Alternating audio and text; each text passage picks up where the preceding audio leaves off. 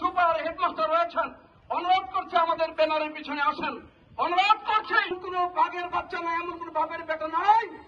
ঢাকার মতো আমার শিক্ষকের করার ধরলে কর্মক্ষেত্রে পরিণত হবে না, সে তো সহজ না। আমরা সরকার পরিবর্তন চাচ্ছি না, আমরা কোনো গ্যাঞ্জাম চাচ্ছি না, কিন্তু কথা আছে চাকরি জাতীয়করণ, আমাদের বেতন, এগুলো দাবিগুলো আমাদের পূরণ করতে হবে, ঠিক কিনা বলেন? এ দাবি যদি পূরণ না হয় আমরা যদি আওয়াজ তুলব, সেটাই গোটা রাষ্ট্র বিভাগে প্রভাবিত হবে এবং সঞ্চালিত হবে, ঠিক কিনা বলেন? এখন কোন সংগঠন কার কেন আছে এগুলো বাদ দিয়ে দেন। মূল কথা হচ্ছে ডাক দেওয়ার সঙ্গে সঙ্গে রাজপথে আসতে হবে, সুশৃঙ্খল ভাবে, নিয়মতান্ত্রিক ভাবে চাবি দেওয়ার চেষ্টা করে। আমি হুঁশিয়ারি উচ্চারণ করছি, এই অফিস থেকে তৎপরতা চালানো কর্মকর্তা পালিয়ে গেল কেন আমি জানতে চাই। কারণ জাতীয় ইস্যু যেমন আমরা জাতীয়করণ চাচ্ছি, অনেক শিক্ষকের বেতন চাচ্ছি এবং সহকারী অধ্যাপক প্রথাকে যে সিনিয়র লেকচারার করেছে এটা বাতিল করতে হবে, আগের মতো করে সকলকে সহকারী অধ্যাপক করতে হবে। এবং যে কাঠামো আজকে ঘোষণা করেছে এনটিএসের মাধ্যমে, যে প্রিন্সিপাল প্রধান শিক্ষক, সহকারী প্রধান শিক্ষক এবং আমার কলেজের যে লাইন কার তাকে নিয়োগ দিবে বলে ডিসি সাহেব, এগুলো আমরা মানি না, কথা পরিষ্কার, এগুলো মানি না।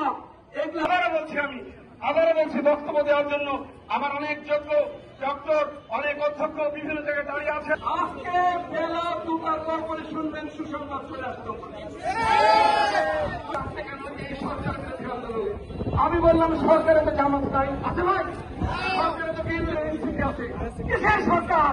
আর যারই সরকার হোক, আমার দাবির জন্য আমরা রাজপথে আছি, আসবো। কার বলি যারা প্রতিষ্ঠানের পরীক্ষা নিচ্ছেন এখনো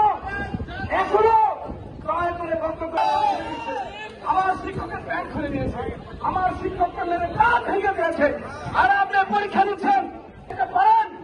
আসেন, এখন আহ্বান জানাচ্ছি যারা উপস্থিত রয়েছেন দূরদূরান্তে, দয়া করে সকলে সামনে আসেন এবং ঐক্যবদ্ধ হবে।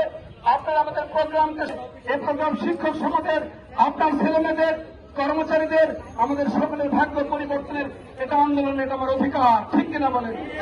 এই অধিকার বাস্তবায়নে যখনই হাত পড়বে, কোন নেতা দেখাতে কিনা, তবে একটি কথা,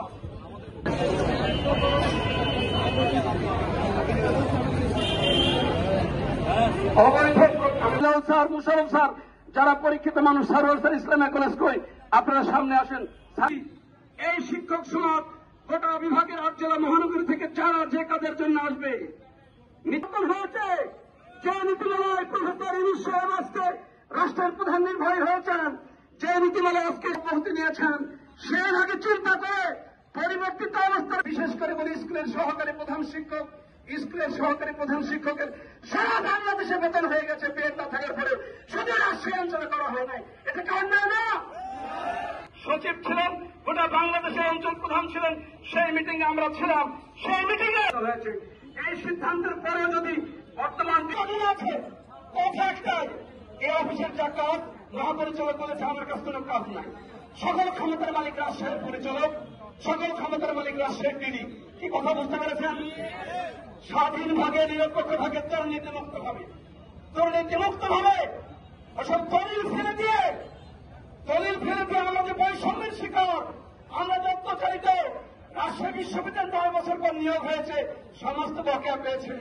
আজকে নির্বাচন অফিসারেরা অতিরিক্ত ডিআইজি হয়ে গেল, ধরেন উনি নিয়োগ পেয়েছিলেন তখন এসপি, আজকে আর যদি অফিসে কেউ মাস্তানি করে, তাবালিং করে, যদি কাউকে করে নোংরা আচরণ, সরকারকে হুঁশিয়ার করে দিতে চাই, আপনি এই শিক্ষকদের কথা শুনছেন না, আমাদের দাবি মানতে হবে।